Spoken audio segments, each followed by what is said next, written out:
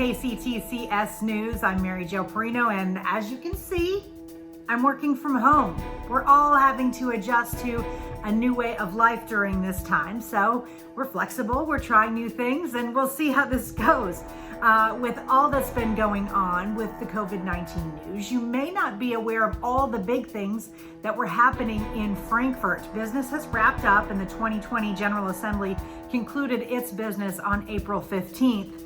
Your presidents and Dr. Box were busy during the last few months advocating for several funding items. Let's see what's been done and how we fared.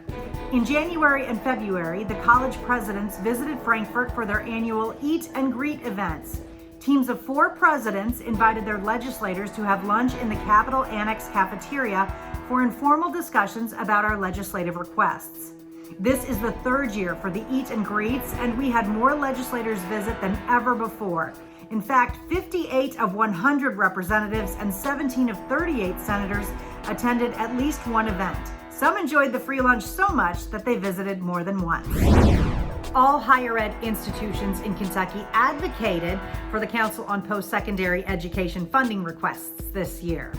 That included increased funding for the performance pool, continuation of the 2% stop loss for performance-based funding for both years of the budget, and $400 million for repairs and upgrades to facilities.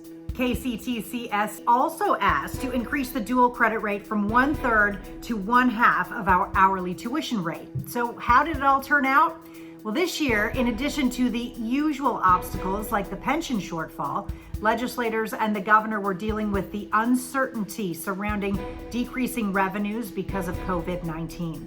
Before COVID-19 hit with full force, we were likely to have received a slight increase in state funding. Although we did not get an increase for the first time in many years, we did not get a cut. So let's consider that a small victory. We also did not get funding for deferred maintenance for our properties. We did get the 2% stop loss continuation. This is very important to several of our colleges. Another small but important victory was an increase in our dual credit reimbursement, bringing the dual credit hourly tuition rate from 33% to 40%. Although we can always use an increase in our funding, we understand the budget constraints the General Assembly and Governor Beshear are under.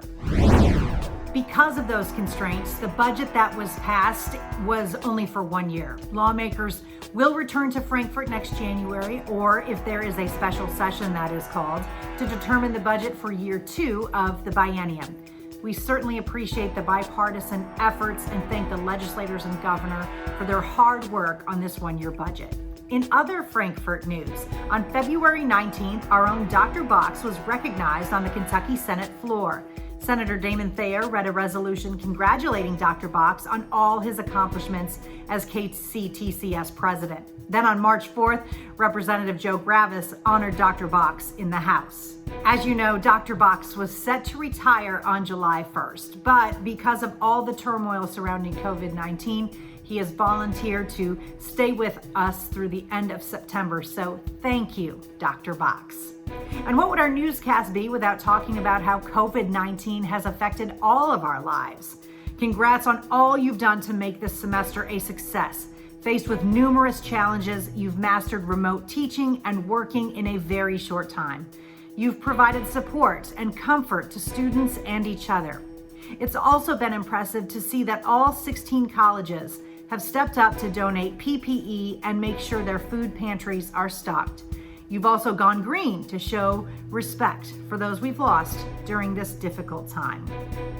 We'll leave you now with some photos from the colleges to show you all of the great things you've done.